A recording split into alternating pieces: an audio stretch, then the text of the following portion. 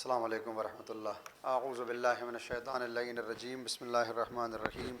الحمد للہ رب العالمین، الصلاۃ والسلام علی سید الانبیاء والمرسلین وعلی اہل بیتہ الطیبین الطاہرین ولعنۃ اللہ علی اعدائہم اجمعین، اما بعد۔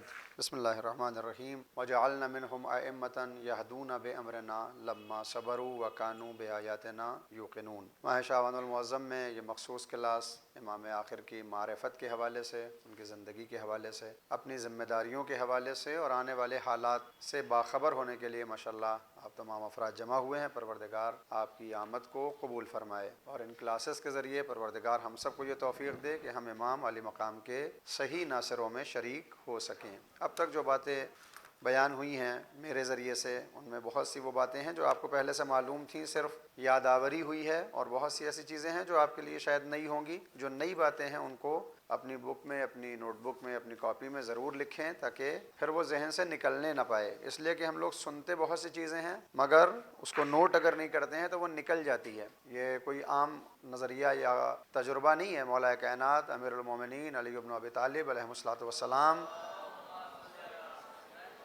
امام ارشاد فرماتے ہیں کہ علم ایک وحشی جانور کی طرح ہے۔ وحشی جانور، وحشی کا مطلب یہ ایک تو وہ جانور ہوتا ہے جسے آپ پالتے ہیں، ایک یہ ہے کہ آپ نے جنگل سے اس کو پکڑ کے لے کر آئے، تو جنگل سے جو پکڑ کر لائیں گے وحشی، وہ باغی ہوتا ہے، وہ بس راستہ تلاشتا ہے کہ کیسے نکل کے یہاں سے بھاگ جائے۔ تو وہ فرماتے ہیں کہ علم ایک وحشی جانور، اس کو ہندوستان والا وحشی جانور نہ سمجھیں کہ منفی، یعنی سمجھانے کے لیے جانور کی طرح ہے، اس کو قیدی بنا لو اپنا کتابت کے ذریعے، لکھنے کے ذریعے، تاکہ یہ کبھی پھر آپ کے ذہن سے نکلنے نہ پائے۔ جو اچھی بات لگے، جو نئی بات ہو، اس کو فوراً لکھ لینا چاہیے۔ یہ سب سے صحیح طریقہ ہے کسی بھی چیز کو سیکھنے کے لیے۔ لہٰذا بہت سی چیزیں آپ لوگوں نے لکھی ہوں گی انشاءاللہ۔ اب تک جو باتیں بتائی گئی ہیں اس میں دو باتیں صرف پچھلے درس سے، اور آج انشاءاللہ پھر ایک نیا چیپٹر شروع کروں گا جس کو انشاءاللہ ختم کیا جائے گا۔ وہ باتیں جو مجھے بتانی ہے اس وقت، جو میں نے 2 دن کہی تھی کہ میں آپ کو بتاؤں گا اور وہ رہ گئی تھیں۔ کسی نے سوال کیا تھا کہ کیا جو پچھلے معصومین گزرے ہیں ان کے زمانے کا بھی کوئی ہوگا 313 میں، یا صرف سب نئے افراد ہوں گے، یا سب پرانے ہوں گے اور نئے افراد نہیں ہوں گے؟ وہ 313 کی تعداد کیسے پوری ہوگی؟ یہ کسی نے مجھ سے سوال کیا تھا شاید۔ ٹھیک، تو میں نے کہا تھا کہ تقریباً 7 نام تو ملتے ہیں روایات میں، حالانکہ بہت سی روایت اس میں مستند ہوتی ہیں، بہت سی ضعیف ہوتی ہیں، لیکن سب کا اگر کلیہ بیان کیا جائے تو تقریباً 7 افراد نکل کر آتے ہیں کہ جن کے لیے ملتا ہے کہ یہ رجعت کریں گے۔ یہ اس لیے بیان کر رہا ہوں کہ شیعوں میں جو عقیدے ہیں اہل سنت کے یہاں کے عقیدوں سے الگ ہیں۔ کتنے ہیں عقیدے؟ عقیدے کو کیا کہا جاتا ہے؟ آپ سب نے پڑھا ہوگا مکتب میں، عقیدے کو کیا کہتے ہیں؟ اصول دین۔ اصول دین کیا ہیں؟ عقیدے ہیں، عقائد ہیں۔ کتنے عقیدے ہیں اہل سنت برادران کے یہاں؟ ان کے یہاں 3 عقیدے ہیں۔ کون کون سے ہیں؟ توحید، نبوت اور قیامت۔ وہ 3 ہی باتیں مانتے ہیں۔ وہ کہتے ہیں کہ بس اللہ کو ایک مان لیا، نبیوں کو مان لیا، اور اس کے بعد قیامت کا دن آئے گا، اس بات پر یقین ہے، تو یہ ہمارے عقیدے کامل ہیں اور یہی اصول دین ہے۔ لیکن شیعوں کے یہاں اصول دین کتنے ہیں؟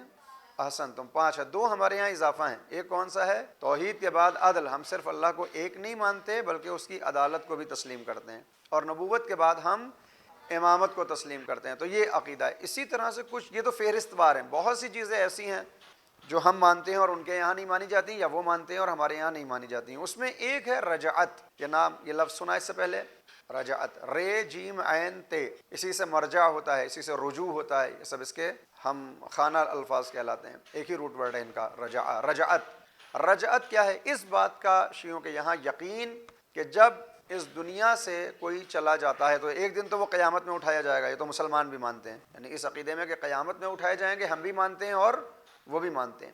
لیکن شیعہ یہ مانتے ہیں کہ صرف قیامت میں نہیں اٹھائے جائیں گے، بلکہ کچھ ایسے بھی لوگ ہیں جو قیامت سے پہلے اسی دنیا میں اٹھائے جائیں گے۔ اس میں اچھے بھی ہیں اور برے بھی ہیں، یعنی قیامت سے پہلے ایک موقع ایسا آئے گا کہ اسی زمین میں ان کو ان کی قبروں سے باہر نکالا جائے گا، اور پھر ان کا حساب و کتاب تو نہیں کہہ سکتے ہیں، ان کو جزا یا سزا دنیاوی اعتبار سے ملتی ہوئی نظر آئے گی۔ اس عقیدے کو کہتے ہیں رجعت۔ رجعت 2 طرح کے افراد ہیں، ایک جو بہت زیادہ ظلم کر کے چلے گئے ہیں، جن کے ظلم کی وجہ سے دنیا پوری پریشان ہے آج، ہے نا؟ کچھ ظلم ایسے ہیں کہ اگر تاریخ میں نہ ہوئے ہوتے تو آج دنیا میں اتنی خرابی نہیں ہوتی، اتنی خرابی جو پھیلی ہوئی ہے وہ نہیں ہوتی۔ مثال کے طور پر تھوڑی سی دیر کے لیے آپ سوچیں کہ اگر خلافت پیغمبر کے فوراً بعد مولا کائنات کے پاس آ جاتی، کہ جو ان کا حق تھا، خلافت کا مطلب کرسی، اگر وہ خلافت اور حکومت مولا کائنات کو مل جاتی ویسے ہی جیسے خدا اور اس کے رسول نے حکم دیا تھا، تو یہ جتنے بھی ظالم و جابر بادشاہ بعد میں حاکم بن گئے، جو بھی مولا کائنات کے حق کو غصب کر کے ان کی جگہ پر بیٹھ گئے، اگر یہ نہ بیٹھے ہوتے تو سوچیے آج دنیا کتنی حسین ہوتی، آج دنیا کتنی اچھی ہوتی۔ مولا کائنات حکومت کرتے، اس کے بعد امام حسن کو پورا موقع ملتا حکومت کرنے کا، پھر امام حسین کی حکومت ہوتی، تو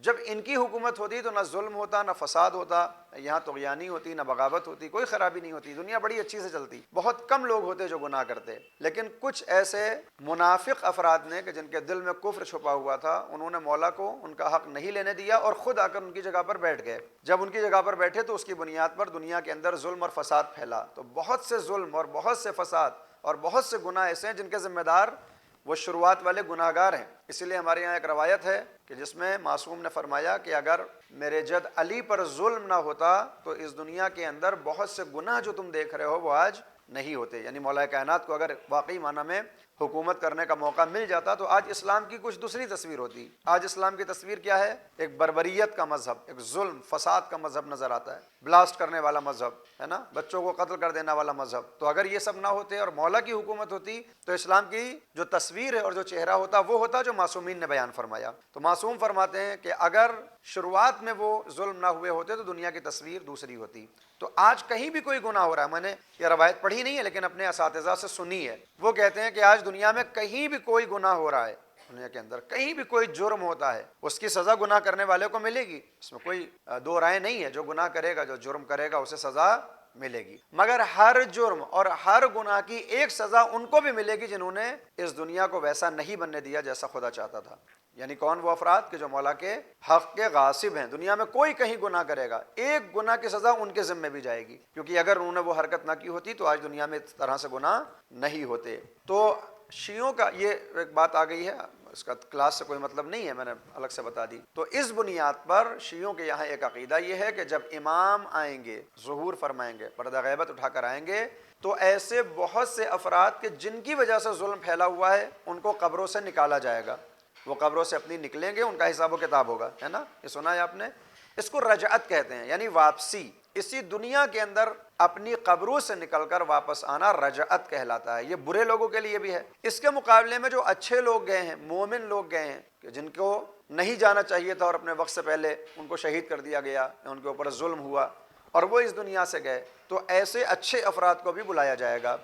تو وہ جو افراد امام کی مدد کرنے کے لیے آئیں گے وہ رجعت کے عقیدے کے تحت آتے ہیں۔ ہم کہتے ہیں کہ چونکہ رجعت ہونی ہے نیک لوگوں کو، لہٰذا کچھ ایسے افراد جو پیغمبر کے زمانے میں تھے، جو مولا علی کے زمانے میں تھے، جو مولا صادق کے زمانے میں تھے، وہ انشاءاللہ امام کی مدد کرنے کے لیے اپنی قبروں سے واپس آئیں گے۔ تو اب اس میں کہہ رہا ہوں کہ بہت قوی روایتیں نہیں ہیں، مطلب ضعیف روایتیں بھی ہیں مگر نام ملتے ہیں۔ اس میں کون ہے؟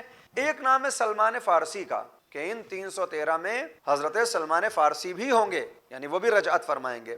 رجعت کا بنیاد یعنی بالکل یقینی یہ مسئلہ ہے کہ حضرت سلمان کی رجعت ہوگی، یعنی یہ واپس ضرور آئیں گے، لیکن 313 میں ہوں گے یا نہیں ہوں گے اس کے لیے مستند روایات نہیں ہیں، ضعیف روایتیں ہیں کہ اس میں 313 میں سلمان فارسی ہوں گے، لیکن آئیں گے ضرور۔ ہو سکتا ہے 10,000 میں ہو سکتا ہے 313 سے بھی اوپر ایک کوئی کیبنٹ بنائی جائے اس میں ہوں، آئیں گے ضرور حضرت سلمان فارسی۔ ایک نام ہے حضرت مقداد ابن اسود کا، میں نے کچھ نام اس دن بھی البتہ پیش کیے تھے۔ حضرت مقداد کے لیے روایت ہے کہ وہ آئیں گے۔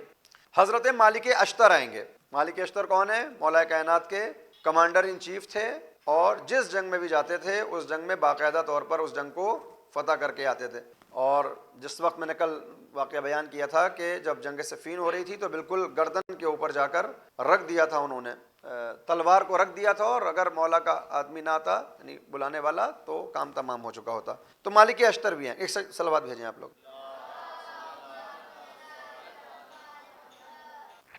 یہ آگے فہرست ٹھیک میں لکھ کے لایا تھا حوالوں کے ساتھ تاکہ آپ لوگ اس میں شک میں نہ پڑھیں۔ ٹھیک، پہلا نام ہے سلمان فارسی کا، دوسرا نام ہے حضرت مقداد کا، تیسرا نام ہے مالک اشتر کا، ایک نام ہے ابو دجانہ کا۔ ابو دجانہ پیغمبر اسلام کے مومن صحابی تھے، کیونکہ پیغمبر کے پاس جو اٹھتے بیٹھتے تھے اس میں منافق بھی تھے اور مومن بھی تھے۔ تو ابو دجانہ ایک بہت بڑا نام ہے، ہمارے یہاں کم پڑھا جاتا ہے ان کو مجلسوں میں، لیکن بہرحال ان کی اپنی ایک شخصیت ہے۔ باقاعدہ پیغمبر اسلام نے جنت کا ان سے وعدہ کیا تھا، جنت میں ان کو باغ دینے کا وعدہ ہوا ہے۔ وہ داستان ہے، سنیں گے آپ لوگ؟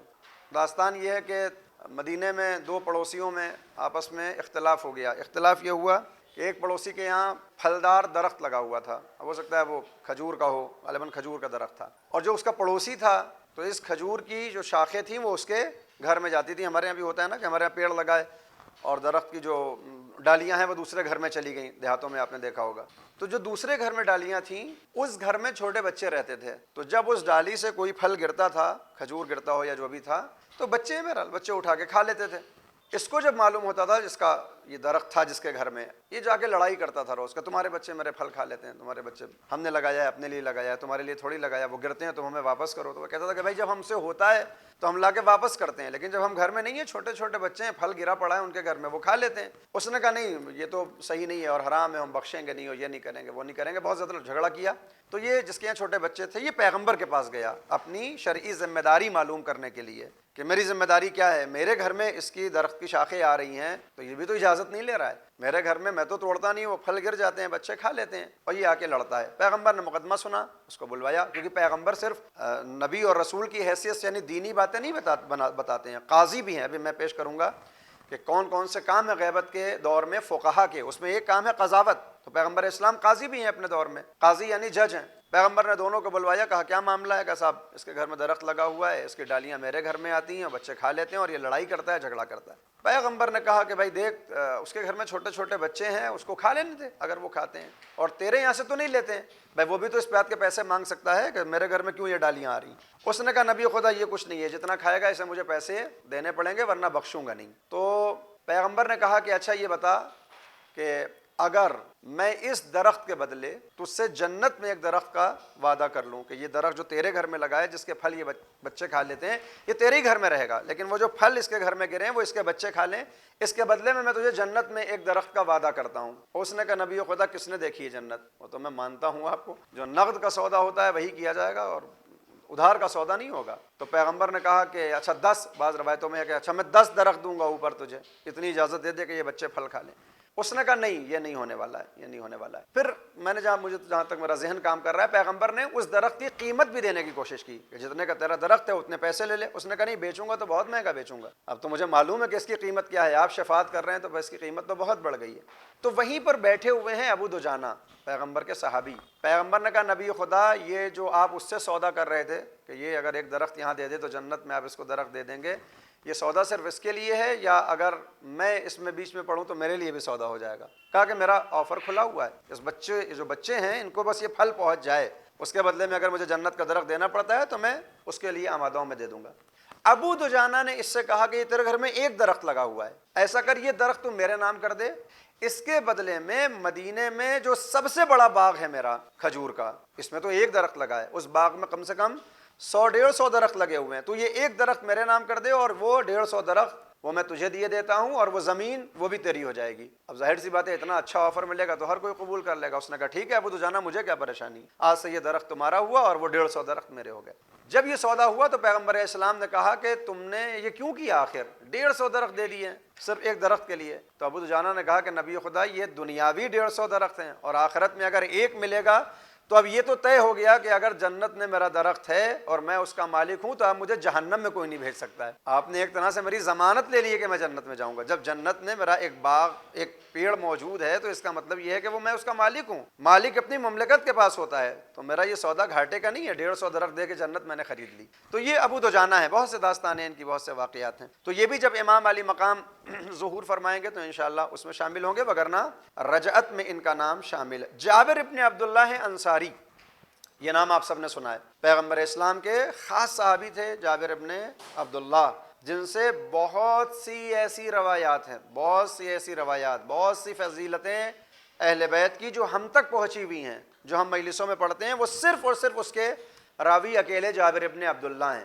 یہ بہت بڑی بات ہے, یعنی بہت سی روایات اہل بیت کی شان میں ایسی ہمارے یہاں جو ہم مانتے ہیں ان کے اکلوتے راوی ہیں جابر ابن عبداللہ. اگر وہ نہ ہوتے تو ہمارے پاس وہ روایت آتی ہی نہیں. مثال اس کی سب سے بڑی یہی حدیث کیسا کے اکیلے راوی ہیں جابر ابن عبداللہ انصاری, اور کوئی نہیں, کہیں سے بھی آپ کو نہیں ملتا. ڈائریکٹ جابر ابن عبداللہ انصاری اپنے واسطے سے لکھتے ہیں ان فاطمہ الزہرا صلوات اللہ علیہ, ہے نا. تو حضرت جابر ابن عبداللہ بھی انہی افراد میں شامل ہوں گے جو انشاءاللہ رجعت فرمائیں گے. مفضل بن عمر کہا جاتا ہے ان کو. یہ کون ہے؟ یہ چھٹے امام کے صحابی ہیں. مفضل بہت مشہور شخصیت ہے, بہت مشہور. توحید مفضل کر کے ایک حدیث ہے جو پوری ایک کتاب بن جاتی ہے, کہ انہوں نے پوچھا تھا ہاں لکھ رہے ہیں آپ لوگ، لکھ لیجئے. مفضل میم فے ضاد لام، مفضل ابن عمر. اب بیٹا چھٹے امام کے، امام ششم کے صحابی ہیں.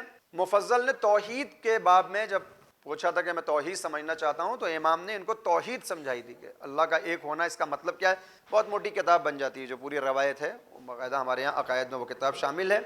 تو بہت سی روایات مفضل ابن عمر سے ہم تک آئی ہیں. ایک ہے حمران ابن آیون یا حمران ابن آیون. آیون کے بہت سے بیٹے، آیون باپ کا نام ہے، ان کے بہت سے بیٹے ہیں جو چھٹے امام کے صحابی کہلاتے ہیں. اس میں سے ایک ہے حمران. ان کے لیے بھی روایات یہ ہیں کہ یہ رجعت کرنے والوں میں شامل ہوں گے. رجعت کریں گے یعنی یہ قبر سے اٹھائے جائیں گے. ہو سکتا ہے کہ ظہور کے وقت اٹھائے جائیں، ہو سکتا ہے اس سے پہلے اٹھائے جائیں. یہ اتنی باتیں واضح ہیں. کیا بیٹا نام پھر سے پڑھ دوں؟ سلمان فارسی، مقداد ابن اسود، مالک اشتر، ابو دجانہ، مفضل ابن عمر، حمران ابن آیون، آیون الف عین ین نون آیون، اور جابر ابن عبداللہ انصاری. ان 7 کے نام الگ الگ روایات میں کہیں ایک نام آیا، کہیں 2 نام آئے، کہیں 3 نام آئے، وہ جمع کیے جاتے ہیں تو یہ 7 بن جاتے ہیں. واضح ہے یہاں تک؟ واضح. ایک مسئلہ جو پہلے دن سے میں نے بیان کیا تھا قیام اور خروج کا، کل تھوڑا سا اشارہ کیا تھا اور کہا تھا باقی آج بتاؤں گا. قیام اور خروج کا کیا فرق ہے؟ ہم کبھی کہتے ہیں کہ امام آخر قیام کریں گے، ہم کبھی کہتے ہیں امام خروج کریں گے. ہم سفیانی کے لیے بھی کہتے ہیں خروج کرے گا، اور یمانی کے لیے بھی کہتے ہیں خروج کریں گے. فرق کیا ہے دونوں میں؟ فرق تو ہے، اگر فرق نہیں ہوتا تو یہ 2 لفظ بنتے کیوں؟ 3 فرق ہیں. قیام ہمیشہ اللہ کی اجازت سے ہوتا ہے، قیام اپنی مرضی سے نہیں ہوگا، اور اللہ کی اجازت کس کے پاس ہوگی؟ معصوم کے پاس ہوگی. لہٰذا قیام کا حق صرف اور صرف امام معصوم کو ہے. امام کے علاوہ کوئی قیام نہیں کر سکتا. امام حسین نے قیام کیا تھا، اور اب ان کے بعد امام آخر انشاءاللہ قیام فرمائیں گے. واضح ہے بات؟ خروج کوئی بھی کر سکتا ہے، خروج کوئی بھی کر سکتا ہے. قیام ہوتا ہے حق کی بنیادوں کو مضبوط کرنے کے لیے. خروج ہوتا ہے بعض وقت معاشرے میں جو چل رہا ہے اس کے خلاف جانے سے، خارج ہونے جانے سے. لیکن قیام اللہ کی مرضی سے ہوتا ہے. خروج میں انسان کی اپنی مرضی بھی ہوتی ہے، ہو سکتا ہے اللہ کی مرضی نہ ہو. قیام ہمیشہ مثبت ہوتا ہے، قیام ہمیشہ پازیٹیو ہوتا ہے، نگیٹو نہیں ہوتا. خروج پازیٹیو بھی ہوتا ہے اور نگیٹو بھی ہوتا ہے. خروج کبھی اللہ کی مرضی سے ہوتا ہے، کبھی اللہ کی مرضی کے بغیر ہوتا ہے. 2 فرق ہو گئے. قیام ہمیشہ خدا کی مرضی سے، خروج کبھی خدا کی مرضی سے، کبھی غیر خدا کی مرضی سے. قیام ہمیشہ پازیٹیو ہوگا، خروج کبھی پازیٹیو ہوگا، کبھی نگیٹو ہوگا. مثال کے طور پر جب سفیانی کرے گا خروج تو یہ منفی ہے، اور یمانی کریں گے خروج تو یہ مثبت ہے. واضح ہے اتنا؟ بھائی اتنا ہی سمجھے، ورنہ پھر اور زیادہ بحث دوسری طرف نکل جائے گی. یہ وہ باتیں ہو گئیں جو اب تک ہم نے آپ کو انشاءاللہ بتائیں. چونکہ آج یہ غالباً میرا آخری درس ہوگا. کل شب براءت کے حوالے سے شاید چھٹی ہے نا؟ نہیں معلوم ہے کسی کو؟ کل چھٹی ہے نا؟ والنٹیئرز ہے؟ ہاں کل چھٹی ہے انشاءاللہ. اور پرسوں میں نہیں ہوں، چونکہ بہرحال کوئی اور ہوگا میری جگہ، انشاءاللہ میں باہر رہوں گا. تو میرا یہ آخری دن ہے. میں نے اب تک جو بتایا ہے انشاءاللہ آخری دن زندگی کا نہیں ہے، اس سال کے کلاس کا آخری دن بھی نہیں ہے، رات ہے. آج اہل فقہا کے اہم فرائض. آج بہت اچھی بحث ہے اگر آپ لوگ سنیں، اور بہت کاربردی ہے، یعنی پریکٹیکل ہے اگر آپ اپنی زندگی میں اتاریں. اس لیے کہ بہت سی باتیں ہم سے سوال جو کیے جاتے ہیں اس کے جواب اس میں آپ کو مل جائیں گے اور ہم کو مل جائیں گے. ایک اختلاف جو ہمارے یہاں، ہاں بیٹا، فقہ اہل فقاہت کہہ لیں. فقہا میں نے پہلے دن بتایا تھا فقیہ، جس کے اندر دین کی سمجھ پائی جائے اس کو فقیہ کہتے ہیں. لیکن اصطلاح میں فقیہ اسی کو کہا جاتا ہے جو فتویٰ دیتا ہے. دیکھیں یوں ہو سکتا ہے آپ بھی فقیہ ہوں، آپ بھی فقیہ ہوں، میں بھی ہو سکتا ہے فقیہ ہوں، یعنی تھوڑی سی میرے اندر سمجھ پائی جاتی ہو، آپ کے اندر سمجھ پائی جاتی ہو. لیکن لفظ فقیہ اور فقہا کا اطلاق صرف اسی پر ہوتا ہے آج کے دور میں جو صاحب رائے ہوتا ہے، جو مجتہد ہوتا ہے، یعنی دین میں جس کا اپنا ایک نظریہ ہوتا ہے، جو ویو رکھتا ہے دین میں، اس کو فقیہ کہا جاتا ہے. اہل فقاہت کے جو فرائض ہیں ان کی ذمہ داریاں کیا؟ فقیہ یعنی مرجع، ایسے سمجھ لیں. دیکھیں مرجع، ہاں یہ میں بحث سمجھا دوں. وہ نہیں ہے مائک بھیا؟ نہیں ہے؟ اچھا اچھا، تو اس کو ادھر لگا دے گا کوئی؟ اس کو ادھر لگا. صلوات بھیجیں آپ لوگ. معاف کیجیے گا.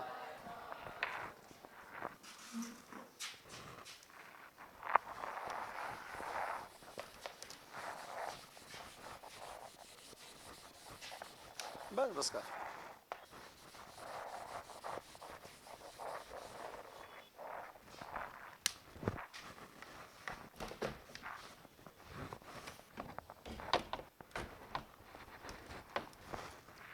کوئی بات نہیں.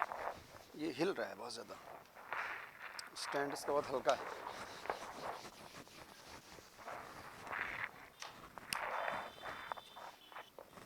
فقہا तफ़क़्क़ुह कहते हैं समझ को। कौन होता है फ़क़ीह? देखिए, जब कोई इस्लामी तालीम को हासिल करता है तो उसके अपने स्टेप बाय स्टेप क्लासेस होते हैं। जैसे आप स्कूल में जाते हैं, पहले वो क्या कहलाता है, केजी है, एक दो क्लास नर्सरी होता है और प्रेप होता है, हर जगह अलग अलग होता है। उसके बाद प्राइमरी होता है 5th तक। उसके बाद फिर हमारे यहाँ बचपन में कहलाता था कि जूनियर हाई स्कूल 8th तक, तो वो जूनियर हाई स्कूल होता है, फिर हाई स्कूल होता है, फिर इंटरमीडिएट होता है। तो जैसे जैसे आगे बढ़ते हैं तो क्लासेस के बढ़ने की बुनियाद पर उसके अंदर जो सलाहियत पाई जाती है उससे एक नाम रख दिया जाता है। तो उसी तरह से मदरसे की पढ़ाई में भी जैसे जैसे इंसान आगे बढ़ता है तो उसका लेवल बढ़ता चला जाता है। ये कोई शरीयत की तरफ से नहीं है कि ये मतलब इमाम मासूम ने कहा है कि ये क्लास पढ़ेगा तो ये हो जाएगा, ये क्लास पढ़ेगा तो ये हो जाएगा, नहीं। ये सिस्टम इस तरह का है कि जब कोई कुछ करता है तो कैसे वो होता है। तो सबसे पहले इंसान जो हिंदुस्तानी असनाद हैं उसमें मौलवी होता है मिसाल के तौर पर, फिर आलिम हो जाता है, फिर फाजिल हो जाता है। ठीक है, यही हमारे यहाँ होते हैं आम तौर पर हिंदुस्तान में। फाजिल यानी ये जो है आप समझ लें बैचलर है कि उसने दीन के अंदर काफ़ी चीज़ों को समझ लिया है। ये हिंदुस्तान में यहीं पर बातें रुक जाती हैं। हमारे यहाँ इसके आगे के क्लासेस नहीं है, दरस खारिज वगैरह या जो इज्तिहाद के क्लासेस होते हैं वो नहीं है, अभी नहीं है, पहले होते थे। पहले के उलमा इस लायक थे कि वो करते थे। बहरहाल तो फिर जाते हैं ईरान या इराक। तो अब जब वहाँ जाते हैं तो आज के पैटर्न में, क्योंकि हर दौर में ये चीज़ बदलती रहती है, मैंने कहा है कि वो इसका दीन से ताल्लुक़ नहीं, इमाम मासूम का हुक्म नहीं है, हर ज़माने में ये चीज़ें बदलती हैं। तो शुरुआत के जो तकरीबन 3 साल होते हैं इसमें पढ़ने वाला अदबियात पढ़ता है, नहव, सर्फ, इसके अलावा 2-3 उलूम और होते हैं जिसको अपने ज़ौक़ के ऊपर होता है। अरबी अदबियात पढ़ता है। अदबियात के बाद वो शुरुआती मुक़द्दमात पढ़ता है, मुक़द्दमात। ठीक है, जब 4, 5, 6 साल तकरीबन ये पढ़ लेता है तो फिर उसके बाद, यानी अब इसकी उम्र कितनी हो जाती है, तकरीबन 3 और 4, 7, 8, 10 साल जब गुजार लेता है हौज़े के अंदर। आज का जो सिस्टम है, हम ये आज के लिए इसलिए बता रहे हैं कि बहुत से लोगों को ज़ौक़ होता है कि हम ईरान जाएं, पढ़ाई करें और क्या करें। तो उसके लिए आज के दौर में क्या होता है, उन्होंने कुछ चीज़ें बनाई हैं। एक बनाया है कारदानी समझने के लिए, एक है कार शनासी, एक है कार शनासी अरशद। ये इंटरमीडिएट है मिसाल के तौर पर, ये बैचलर है और ये मास्टर है। ठीक है, वाज़ेह है चीज़। ईरान जाएंगे तो पहले कारदानी होती है, फिर कारशनासी होती है, कारशनासी अरशद होता है। यहाँ आते आते चूंकि ये मास्टर होता है, बल्कि एमफिल इसको कह लेते हैं, मास्टर ऑफ फिलासफा, कि जब किसी भी सब्जेक्ट के अंदर उसको इतनी महारत हासिल हो जाती है कि वो एक ही सब्जेक्ट के ऊपर तकरीबन 4 साल गुजार देता है। तो अब इसके बाद आता है दर्स खारिज। दर्स खारिज ये मैं इसलिए नाम बता रहा हूँ कि आप लोगों के जहन में ये बातें रह जाएंगी तो अच्छा होगा। दर्स खारिज में ये होता है कि जो पहले से मुजतहिद है, अब मुजतहिद क्या होता है वो बताऊंगा, जो पहले से ये सब गुजार चुका है और मुजतहिद है, वो क्लास देता है, वो पढ़ाता है गोया सबको। उसमें जो लोग पढ़ते हैं 2 साल, 4 साल, 6 साल, 7 साल, तो इनके बाद वो बन जाते हैं फिर मुजतहिद। हालांकि हर एक के बस की नहीं होती मुजतहिद बनना, बहुत सख्त काम है, बहुत सी शर्तें होती हैं, उसमें तकवा होना चाहिए, इखलास होना चाहिए, दुनिया से दूरी होना चाहिए, लज्जतें छोड़ना पड़ेंगी। इसलिए कि जब यहाँ तक आ जाता है तो उम्र काफ़ी हो जाती है, फिर आदमी रोज़ी रोटी की तलाश में निकल जाता है। ठीक, औलाद की तरबियत के मसाइल फिर आ जाते हैं, तो फिर अपनी पढ़ाई उसकी पीछे छूट जाती है। लेकिन जो बहुत ज़्यादा अपने आप को इन्हिमाक के साथ इस वादी में लेके आते हैं तो फिर उनका शुरू होता है इज्तिहाद का सिलसिला। तो अब ये आज का सिस्टम, मैं बार बार कह रहा हूँ, कोई ये ना कहे कि साहब ये किस इमाम से है, ये इमाम से नहीं है, ये आज के हौज़े में एक उन्होंने सिस्टम बना दिया कि इस तरह से पढ़ाई होगी, और जब ये लेवल हो जाएगा तो फिर इज्तिहाद का मामला शुरू हो जाएगा। जब कोई इज्तिहाद के क्लास में कोई जाना शुरू करता है तो उसे कहते हैं दरस खारिज का तालिब इल्म। दरस खारिज यानी इज्तिहाद क्या है, पहले तो यही बता दें। इज्तिहाद ये है कि अल्लाह ने, ये सुने, इज्तिहाद क्या है कि अल्लाह ने जो चीज़ें हम पर फ़र्ज़ की हैं, जो चीज़ें हम पर वाजिब की हैं, और जो चीज़ें हराम की हैं, वो वाजिब क्यों की हैं, वो हराम क्यों हैं, किस बुनियाद पर हैं, उसके लिए रवायत कौन सी है, उसके लिए आयत कौन सी है, उसके लिए अक्ल क्या कह रही है, पिछले उलमा ने क्या कहा, इस बात की पूरी तहकीक जो करने लग जाता है उसको कहते हैं वो इज्तिहाद कर रहा है। इज्तिहाद का मतलब है कोशिश करना, दीन को समझने की कोशिश करना। तो जो इस लेवल पर पहुंच जाता है वो मुजतहिद बन जाता है। जब मुजतहिद अपने कई साल ज़िंदगी का गुजारता है इज्तिहाद में, 10, 12, 15 साल, तो बहुत, हिंदुस्तान में तो बहुत ही कम अफराद हैं ऐसे, लेकिन जो हैं बकिया दुनिया में, तो जब वो 10-15 साल इज्तिहाद में भी गुजारते हैं तो फिर वो साहिबे रिसाला बन जाते हैं। हाँ, साहिबे रिसाला किसे कहते हैं, तौज़ीहुल मसाइल को, यानी वो इस लायक हो जाते हैं कि वो अपनी तौज़ीहुल मसाइल लिखते हैं। जब वो तौज़ीहुल मसाइल लिखते हैं तो बहुत से लोग हैं इस वक्त जिन्होंने तौज़ीह लिखी हुई है, फिर वो एक कमेटी के पास जाती है कि ये सही इनका नज़रिया है या नहीं, ये इस लायक हैं या नहीं कि इनकी तौज़ीहुल मसाइल बाज़ार में आए, اسے جامع مدرسین کہا جاتا ہے۔ لکھ اس لیے نہیں رہا ہوں کہ اس کا آپ کے کلاس سے کوئی واسطہ نہیں ہے، مگر ایک چونکہ بات ہے لہٰذا میں اس کو صرف بیان کر رہا ہوں، آپ کے ذہن میں رہ جائے۔ جامع مدرسین ایک کئی لوگوں کی ایک کور کمیٹی ہے جو اس توضیح المسائل کو پڑھتی ہے کہ ہاں یہ اس لائق ہے کہ یہ بازار میں آ سکے۔ جب جامع مدرسین کسی کو پاس کر دیتا ہے کہ ہاں یہ صحیح ہے تو پھر اس کی تقلید ہونے لگ جاتی ہے۔ مجتہد جب صاحب رسالہ ہو جائے، رسالہ پاس ہو جائے، تو پھر وہ بن جاتا ہے کیا ہوا بیٹا؟ بولو کیا کہہ رہے ہو؟ بچہ کیا کہہ رہا ہے؟ کیا ہوا بتاؤ؟ کہاں یہ سب لکھنے کی چیزیں نہیں پوچھوں گا۔ یہ سواد ریف صرف SURF وہ دھلنے والا نہیں ہے، یہ عربی کا ایک علم ہوتا ہے، عربی میں نحو اور صرف۔ خیر کیا کہہ رہا تھا؟ 10 سال اجتہاد کرتا ہے، صاحب رسالہ بنتا ہے، رسالہ جامع مدرسین پاس کرتا ہے تو پھر اس کی تقلید کے لائق ہو جاتا ہے۔ ان تمام مجتہدین میں اس وقت بہت سے مجتہد ہیں جن کے پاس رسالے ہیں۔ ہر انسان، عام انسان جو ہوتا ہے، اپنی صلاحیت سے جس مجتہد کو سب سے زیادہ عالم سمجھتا ہے، جو کوئی بھی، مثال کے طور پر اس وقت آیت اللہ سیستانی بھی مرجع ہیں، صاحب رائے ہیں، ان کا اپنا رسالہ عملیہ ہے۔ خامنہئی صاحب رہبر انقلاب، وہ بھی صاحب رسالہ ہیں، مثال کے طور پر ان کی بھی لوگ تقلید کر رہے ہیں۔ وحید خراسانی ایک نام آپ نے سنا ہوگا، ہے نا؟ نجف کے اندر اگر دیکھیں تو بشیر نجفی کہ جو اردو زبان ہے ان کی بھی تقلید ہوتی ہے۔ تو بہت سے لوگ ہیں، یہ سب مجتہد ہیں، سب کی اپنی رائے ہے، لیکن میرے لیے میرا کون سا عالم ہوگا کہ صاحب ان تمام مجتہد میں جس کے لیے میں سوچوں گا کہ یہ سب سے زیادہ قابل ہے، یہ سب سے زیادہ عالم ہے، میں اس کی تقلید کروں گا اور وہی میرا مرجع قرار پائے گا۔ بات واضح ہے؟ مرجع کیسے بنتا ہے؟ اتنے اسٹیپ کے بعد، اتنے پاپڑ بیلنے کے بعد پھر وہ پہنچتا ہے، پھر جو جس کی تقلید کرتا ہے تو پھر جس کی تقلید کی جاتی ہے وہ تقلید کرنے والے کے لیے مرجع قرار پاتا ہے۔ اور ان سب کو ملا کر کیا کہا جاتا ہے کہ سب کے سب فقہا ہیں، فقیہ ہیں، یعنی ان کے اندر ایک دین کی سمجھ پائی جاتی ہے۔ تو اب دور غائب میں، یعنی جب امام ہمارے سامنے نہیں ہے تو ان کی ذمہ داری، یہ کیوں اتنا بوال ہوتا ہے؟ ہم کیوں دنیاوی تعلیم نہیں حاصل کرتے؟ کہ دینی تعلیم حاصل کر کے اتنے زیادہ پریشانیاں کیوں اٹھاتے ہیں؟ فقیہ ہونا آسان نہیں ہے۔ ایک مجتہد 7 چیزوں میں PhD ہوتا ہے، تب جا کے وہ صاحب اجتہاد کہلاتا ہے۔ یعنی واقعی معنی میں اگر کوئی چاہتا ہے کہ اس کی تقلید ہو تو کم سے کم 7 چیزوں میں اس کی PhD ہونی چاہیے۔ ہمارے یہاں کسی ایک ٹاپک پہ ہو جاتی ہے تو ہم کہتے ہیں ڈاکٹر صاحب۔ 7 چیزوں میں جب وہ ڈاکٹر ہوتا ہے، ڈاکٹریٹ کر لیتا ہے، تب جا کے وہ فقیہ بنتا ہے۔ تو جب کوئی مرجع بن جاتا ہے اور فقیہ بن جاتا ہے، اس لیول پر پہنچ جاتا ہے، تو اس کی ذمہ داری کیا ہے؟ چند ذمہ داریاں ہیں اس غیبت کے دور میں۔ یہ کیوں بتانا ضروری ہے؟ کیونکہ جو اخباری جو ایک ہمارے یہاں ایک وبا چلی ہوئی ہے، وہ ہمیشہ ہمارے مراجع کرام کو نعوذ باللہ معاذ اللہ گالیاں دیتے ہیں، الٹا سیدھا کہتے ہیں۔ وہ یہ سوچتے نہیں ہے کہ انہوں نے کتنی محنت کی ہے، اور یہ محنت جو ہے وہ انہوں نے کسی غیر، یعنی کسی انسان کے لیے نہیں کیا، اللہ سے اس کا معاملہ۔ مجتہد کو کوئی رقم تھوڑی مل رہی، پیسہ تھوڑی مل رہا ہے۔ لوگ سوچتے ہیں مجتہد کو سارا خمس کا پیسہ مل رہا ہے۔ وہ جو خمس کا پیسہ اسے ملتا ہے وہ خود عوام پر خرچ کرتا ہے، اپنے لیے تھوڑی کرتا ہے۔ آیت اللہ سیستانی کا گھر کتنا بڑا ہے؟ 100 میٹر کا گھر لوگ کہتے ہیں، 100 میٹر کا گھر ہے۔ 100 میٹر کا مطلب تقریباً شاید کتنا ہوگا؟ 1100-1200 اسکوائر فٹ کا گھر ہے ان کا۔ تو اتنا بڑا مرجع کہ جس کی پوری دنیا تقلید کر رہی ہو، اربوں روپیہ اس کے گھر میں آ رہا ہو، یہاں تک ملتا ہے کہ ان کے پاس عمامہ صرف ایک ہے۔ یہاں میرے جیسے مولوی کے پاس 4 عمامے ہیں۔ تو یہ یعنی جو دین کی راہ میں جاتا ہے پھر وہ دنیا سے بہت اوپر اٹھ جاتا ہے، پھر دنیاوی چیزیں اس کے لیے معنی نہیں رکھتی۔ ایک عمامہ ہے ان کے پاس۔ ایک داستان ہے کہ دیکھا کہ بغیر عمامے کے بیٹھے ہوئے ہیں، تو کہا کہ صاحب ان کا عمامہ آج کہاں ہے؟ کہا وہ دھو کے ڈالا ہوا ہے ابھی۔ تو کہا کہ دوسرا نہیں ہے؟ کہا نہیں، یہی ایک ہے، اسی کو دھلتے ہیں، اسی کو پہنتے ہیں، جب یہ پھٹ جائے گا تب دوسرا خریدا جائے گا۔ تو آسان نہیں ہے مجتہد بننا۔ تو اب جب یہ مجتہد کوئی بن جاتا ہے، اس کی کچھ ذمہ داریاں ہیں پبلک کے لیے۔ پہلی ذمہ داری ہے فتویٰ دینا اور احکام شرعی کو بیان کرنا۔ مجتہد کی پہلی ذمہ داری کیا ہے؟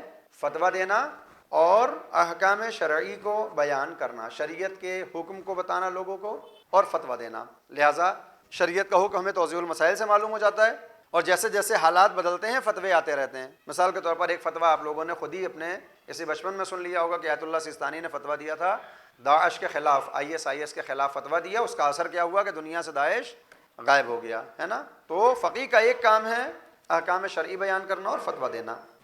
یہ فقیہ جو ہوتا ہے، یہ جو دین اور شریعت کی باتیں بتاتا ہے، لکھ رہے ہیں آپ لوگ، یہ جو فقیہ شریعت کی باتیں بتاتا ہے 4 چیزوں سے نکالتا ہے۔ اپنی مرضی سے تو نہیں کہے گا، کہاں سے نکالتا ہے؟ وہ 4 چیزیں کیا ہیں؟ ایک، قرآن سے مسائل کو نکال کر لوگوں کے سامنے رکھتا ہے۔ سنت کے 3 حصے ہیں۔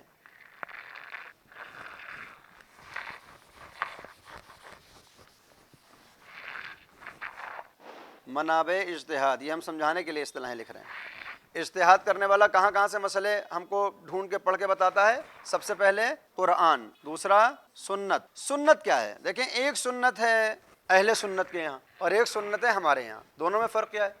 جب ہمارے اہل سنت برادران سنت کہتے ہیں تو وہ کہتے ہیں کہ صرف اور صرف نبی نے کیا کہا، نبی نے کیا بتایا، نبی نے کیا کیا، اس کو سنت کہا جائے گا۔ لیکن ہمارے یہاں سنت کیا ہے؟ نبی کے ساتھ ساتھ ہمارے 12 امام اور حضرت زہرا سلام اللہ علیہ، یعنی 14 کے 14۔ جب ہم سنت کہیں گے تو اس میں کتنے لوگ شامل ہوں گے؟ 14۔ اور جب وہ کہتے ہیں سنت تو اس میں کتنے شامل ہیں؟ صرف ایک پیغمبر۔ تو ہمارا فقیہ کیا کرتا ہے؟ قرآن سے مسائل حل کرتا ہے، اس کے بعد سنت جو 14 معصومین کی سنت ہے۔ سنت کسے کہتے ہیں؟ سنت ہوتی کیا ہے؟ ایک ہے قول معصوم، قول معصوم یعنی اسی معصوم کا قول۔ قول کیا ہوتا ہے؟ یعنی حدیثیں، مولا علی نے کیا کہا اس بارے میں، امام حسن نے کیا کہا، امام حسین نے کیا کہا، حضرت زہرا نے کیا بتایا، یہ قول معصوم کیا ہے؟ سنت ہے۔ تو ہمارے مسائل کو مجتہد یا قرآن سے بتائے گا یا معصوم کے قول سے بتائے گا۔ ایک ہے فعل معصوم، فعل معصوم۔ فعل معصوم کیا ہے؟ ایک بار تو یہ ہے کہ معصوم خود الفاظ کے ذریعے سے کوئی بات ہم کو بتا رہا ہے، یہ کرو یا نہ کرو، یہاں جاؤ یہاں نہ جاؤ، ہے نا۔ ایک بار یہ ہے کہ نہیں، وہ زبان نہیں استعمال کر رہا ہے، اپنے عمل سے پیغام پہنچا رہا ہے۔ مثال کے طور پر مولا علی بیٹھے ہوئے ہیں اور حضرت یہ مثال دے رہا ہوں میں، حضرت ابو طالب آ گئے، مولا علی اپنی جگہ سے کھڑے ہو گئے، ٹھیک ہے، کچھ کہا نہیں انہوں نے۔ دیکھنے والا کیا سمجھے گا کہ جب باپ آئے تو بیٹے کو کھڑا ہونا چاہیے۔ امام نے کہا نہیں کہ جب باپ آئے تو تم کھڑے ہو، وہ خود کھڑے ہو گئے، انہوں نے ایک کام کر کے دکھایا۔ تو معصوم بعض اوقات تو الفاظ کے ذریعے سے ہم تک باتیں پہنچائے گا، اور بعض مقام پر وہ فعل کرے گا، وہ ایک کام کرے گا، وہ ہمارے لیے حجت بن جاتا ہے۔ معصوم نے کیا ہے تو ہم بھی کریں گے، تو وہ کیا کہلاتا ہے؟ فعل معصوم۔ واضح ہے یہ بات؟ قول معصوم سنت ہے، فعل معصوم سنت ہے۔ تو مجتہد کیا کرے گا؟ قرآن میں ڈھونڈتا ہے، قرآن میں نہیں ملتا ہے تو دیکھتا ہے کسی معصوم نے کچھ الفاظ کہے ہیں، وہاں پہ نہیں ملتا ہے تو دیکھتا ہے کوئی واقعہ ملے جہاں سے ان کی ایکٹیویٹی دکھ جائے کہ امام نے کوئی حرکت اس موقع پر ایسی کی ہو جو ہمارے لیے حجت بن جائے۔ حرکت کا مطلب ہے یعنی کوئی کام، یہ حرکت اردو والا فعل معصوم۔ تیسرا بہت اہم، وہ ہے تقریر معصوم۔ تقریر اردو والی نہیں کہ وہ معصوم تقریر کر رہا ہے ممبر پہ بیٹھ کے۔ تقریر کہتے ہیں خاموشی کو، یہ بالکل برخلاف ہے، ہمارے یہاں کہتے ہیں تقریر زیادہ بولنے کو، اور یہاں پر تقریر ہے خاموش رہنا، یعنی تقریر معصوم۔ یہ کیا ہوتی ہے؟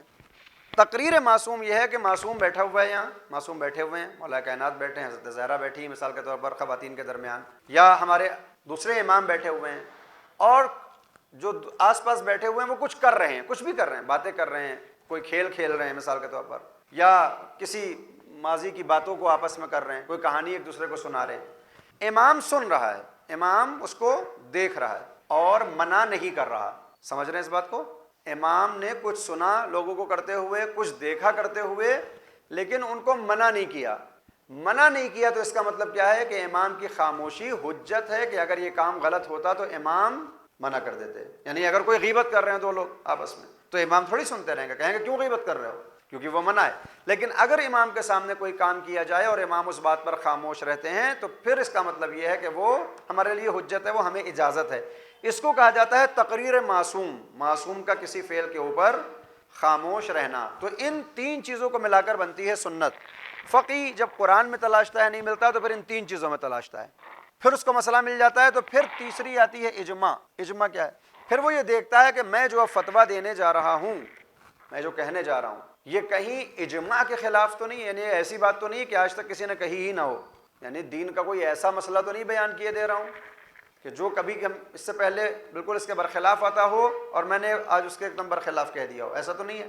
علماء اور فقہا کا اجماع کسی بات پر ہو جائے، مثال ڈھونڈا گیا کوئی مسئلہ نیا آیا، اب میں اس کے نام نہیں لینا چاہتا ہوں، آج کے دور میں میڈیکل سائنس میں بہت سی ایسی چیزیں ہیں جو ماضی میں نہیں تھیں، ہے نا، پہلے اتنا میڈیکل سائنس اتنا زیادہ ایڈوانس نہیں تھی تو بہت سی چیزیں نہیں تھیں، تو پرانے ائمہ معصومین سے ہمیں کوئی اس کا اشارہ نہیں ملتا۔ تو اب کیا ہوگا؟ تمام فقہا جو آج کے دور میں ہیں وہ آپس میں بیٹھیں گے اور اس نئے مسئلے کے اوپر چرچا کریں گے کہ اس پہ کیا کیا جائے۔ جتنے بھی فقہا بیٹھتے ہیں وہ سب ایک اتفاق رائے کریں گے، کہیں گے کہ بھائی ہاں ٹھیک ہے، یہ مسئلہ جو ہے وہ ایسے عوام تک پہنچنا چاہیے، اس کو اجماع کہا جاتا ہے۔ ہمارے یہاں ایک نظریہ یہ ہے، عقیدہ یہ ہے کہ جب اجماع ہوتا ہے تو اس میں معصوم ضرور ہوتا ہے، یعنی جب بھی کبھی اجماع ہوگا تو اس میں معصوم کی حاضری ہوتی ہی ہوتی ہے، ہم ہو سکتا ہے پہچان نہ پائیں، ہے نا، اجماع میں معصوم ہوتا ہے۔ اگر تمام فقہا دنیا کے ایک بات کے اوپر متفق ہو رہے ہیں تو اس کا مطلب وہاں پر امام کی حاضری تھی اور وہ کام ہو جاتا ہے، اس کو اجماع کہتے ہیں۔ حالانکہ اس سے بہت سی اور دقیق پیچیدہ مسائل ہیں اجماع کے جو ہمارے درس سے خارج ہیں، اس لیے ان کو نہیں پیش کر رہا ہوں۔ چوتھا ہے عقل۔ کہ جو فتویٰ دے گا، یہ چار ہی عناصر ہیں نا اجتہاد کے، قرآن، سنت، اجماع، عقل۔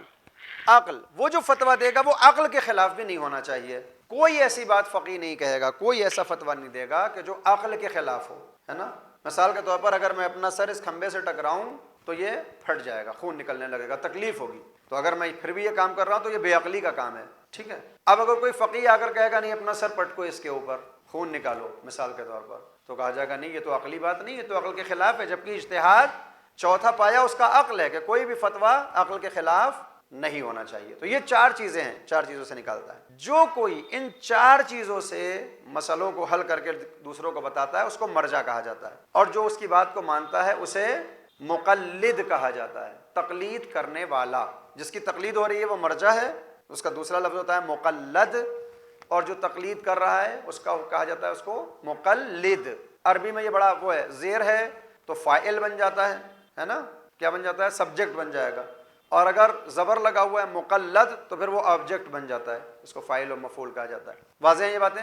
اس میں فاعل اور اس میں مفعول۔ خیر، تو اب جب ایک فقیہ فتویٰ دیتا ہے تو ہم جیسے لوگ اس کی تقلید کرتے ہیں۔ کیا غیبت کے دور میں صرف تقلید ہی ایک راستہ ہے؟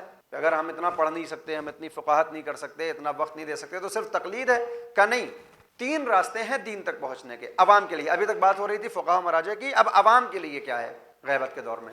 ایک تو یہی ہے کہ بھائی مجتہد بن جاؤ، پڑھائی کرو اور اپنے مسائل خود حل کر لو۔ بہت سے مجتہد ہیں اس دنیا میں اس وقت، عراق میں نہ جانے کتنے ہوں گے، ایران میں نہ جانے کتنے ہوں گے، عرب میں نہ جانے کتنے ہوں گے، سیریا میں نہ جانے کتنے ہوں گے، ہندوستان اور پاکستان میں بھی ہو سکتے ہیں کہ مجتہد ہوں۔ تو ایک طریقہ دین کو سمجھنے کا ہے اجتہاد، خود آپ اس لائق بن جائیے کہ قرآن، سنت، اجماع، عقل سے اپنے مسائل حل کر لیجئے۔ دوسرا راستہ وہی تقلید کا ہے کہ نہیں کر سکتے ہیں تو پھر ہمیں کسی مجتہد جامع شرائط کی تقلید کرنا ہوگی، جس کا کام ہے احکام کو بیان کرنا، جس کا کام ہے فتویٰ دینا۔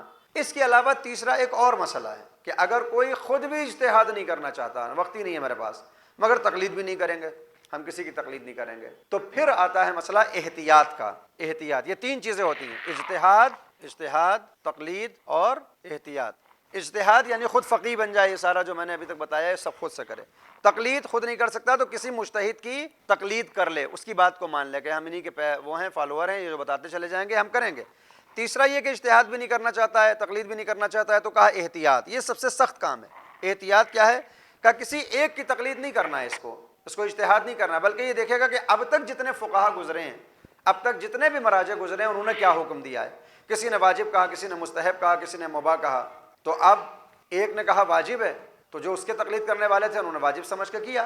ایک 100 برس کے بعد عالم آیا، اس نے کہا نہیں مستحب ہے، تو جو اس کی تقلید کر رہے تھے انہوں نے نہیں کیا، کہا واجب نہیں ہے، نہیں کریں گے۔ 100 سال کے بعد تیسرا آیا، اس نے کہا کہ نہ واجب ہے نہ مستحب ہے، مباح ہے، کرو یا نہ کرو ایک جیسا ہے، تو جب اس کے مقلد ہیں وہ اس کو انجام نہیں دیں گے۔